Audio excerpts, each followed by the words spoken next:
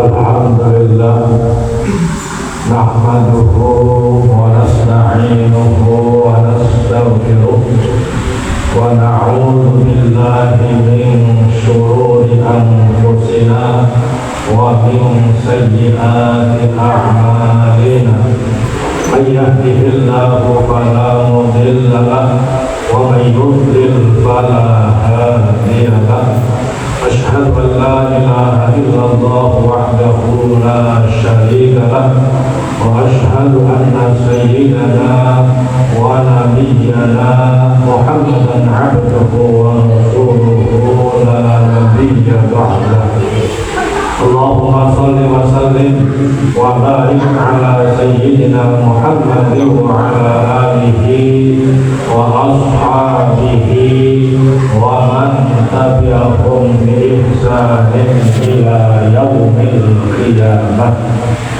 أما بعد فيا عباد الله اتقوا الله حق تقاته ولا تموتن إلا وأنتم مسلمون. Hadirin sidang Jumat rahimakumullah, puji dan syukur. Terlebih dahulu mari kita bersama-sama haturkan kehadirat Allah Subhanahu wa taala atas limpahan nikmat taufik dan hidayahnya. Siang hari ini kita bisa menunaikan salah satu kewajiban kita. Harapan kita mudah-mudahan ibadah Jumat kita dan ibadah-ibadah kita yang lain, bahkan juga seluruh aktivitas kita senantiasa diterima dan diridhoi oleh Allah Subhanahu wa taala. Amin Allahumma amin. Salawat dan salam mari sama-sama kita sanjungkan ke pangkuan junjungan kita Nabi Agung Muhammad sallallahu alaihi wa alihi wasallam. Selanjutnya mari kita manfaatkan kesempatan yang sangat baik ini untuk bersama-sama meningkatkan takwa, yakni melaksanakan perintah-perintah Allah Subhanahu wa taala dan menjauhi larangan-larangannya dengan penuh kesungguhan, dengan penuh kesadaran. Karena takwa inilah yang akan menjadi modal bagi kita untuk meraih kebahagiaan hidup yang hakiki di dini wa dunya hatta al-akhirah.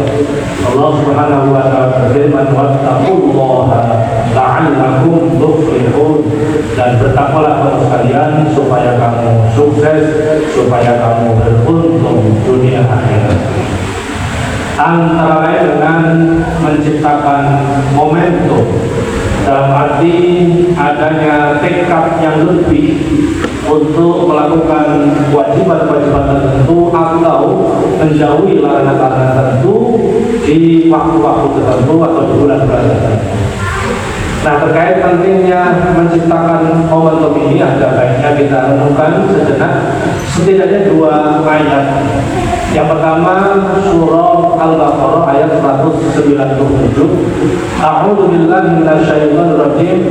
Al-hajju ashhurun ma'lumat faman farada fihinal hajja fala rafatha wala fusuqa wala jidala fil hajj.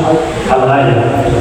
Al-hajju ashhurun ma'lumat, musim haji adalah di bulan-bulan tertentu yang sudah diketahui, yakni Syawal, Dzulqa'dah dan Dzulhijjah.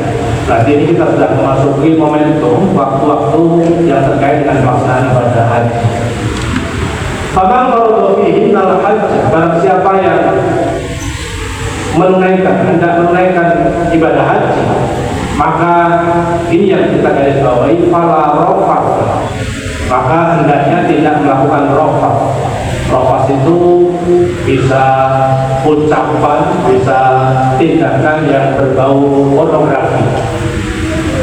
Wala fusuq, dan menurut sahabat ketika ada orang mengatakan perkataan yang jorok dalam tanda petik, ketika sekadar digunakan untuk gurauan dengan sesama laki-laki, maka tidak masuk rafas.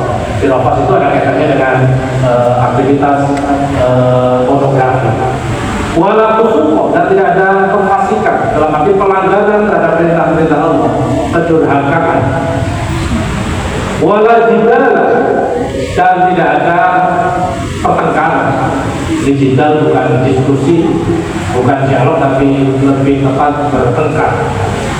Di ayat ini yang perlu kita garis bawahi, Allah Subhanahu wa Ta'ala menegaskan 3 larangan penting, yaitu rafat, fusuk, dan jidal.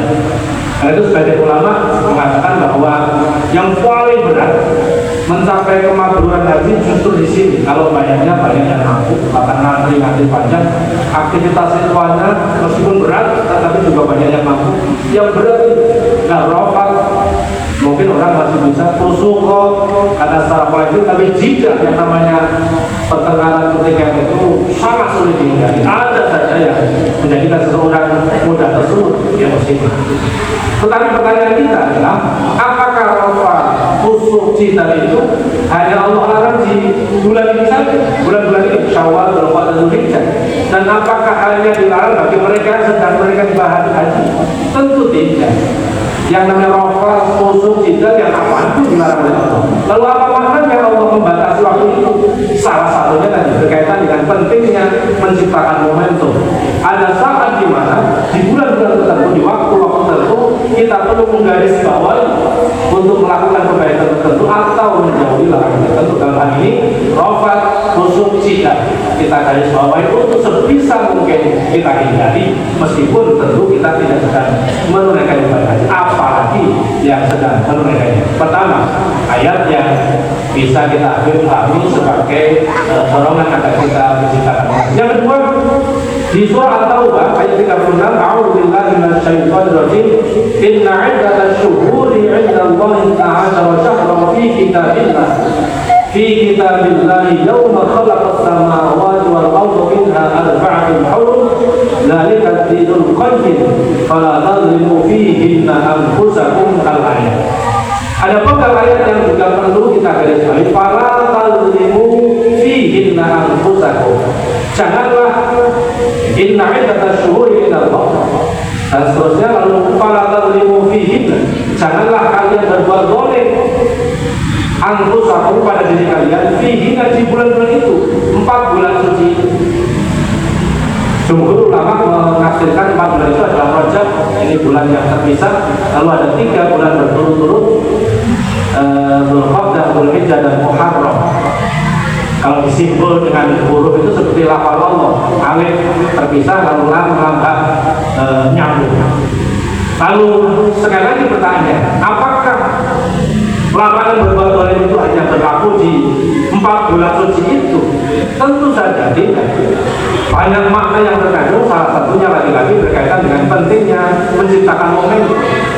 Bahwa Allah itu ngajari kita untuk bisa takwa dengan baik, melaksanakan seluruh perintah, menjauhi seluruh larangan. Kita perlu bertahap, perlu menjadikan bulan-bulan tertentu, waktu-waktu tertentu untuk kita jadikan sebagai momen tadi, menjauhi hal-hal tertentu. Dan di ayat ini Allah menegaskan setidaknya di 4 bulan suci itu kita dilarang untuk berbuat zalim. Tentu larangan berbuat zalim berlaku sepanjang waktu, sepanjang hayat, tidak hanya di bulan-bulan tertentu. Nah, oleh karena itu hadirin yang dimuliakan oleh Allah Subhanahu wa Ta'ala, kita lalu bisa membawa ke beberapa tradisi keagamaan di masyarakat kita dengan logika Quran.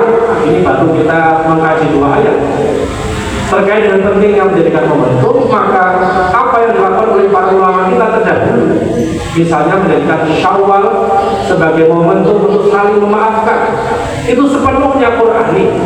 Nyari ayatnya yang tekstual, hadisnya yang eksplisit memang tidak mudah. Tapi tadi dengan momentum 2 saja kita sudah bisa menemukan bahwa ketika kita menjadikan Syawal sebagai momen saling memaafkan, tidak ada salahnya. Karena itu terbantahkan mereka yang berkampanye betul-betul tidak mau mengucapkan mohon maaf lahir batin di bulan Syawal. Mereka hanya mau mengatakan Eid Mubarak, selamat Idul Fitri. Tidak mau melanjutkan dengan mohon maaf lahir batin dengan alasan tidak ada tuntunannya. Dan yang kedua alasannya, loh, mohon maaf itu kan bukan hanya di bulan Syawal. Betul, tetapi Quran ternyata ngajari. Tadi 2 ayat saja sudah ngajari kita momentum. Ada bulan-bulan di mana kita diperintahkan untuk melakukan ibadah tertentu, ada bulan-bulan di mana kita dilarang melakukan larangan tertentu, dan seterusnya. Oleh karena itu, marilah kita manfaatkan momentum Syawal ini.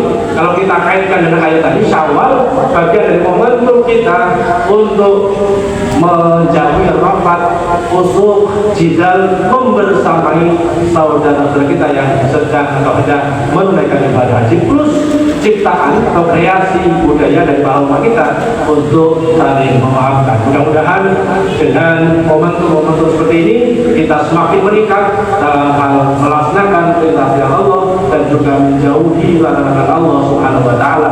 Dan dengan begitu mudah-mudahan ketakwaan kita semakin meningkat, dan dengan meningkatnya ketakwaan kita semakin bisa berharap meraih kebahagiaan hidup yang hakiki, kesuksesan hidup yang sejati di dini wa dunya hatta al-akhirah. Amin ya rabbal alamin. Ja'alana Allah wa iyyakum minal muttaqin al-aminin al-faizin wa adkhalana wa iyyakum fi zumrati ibadihi shalihin wa qur rabbi ighfir warham wa anta khairur rahimin.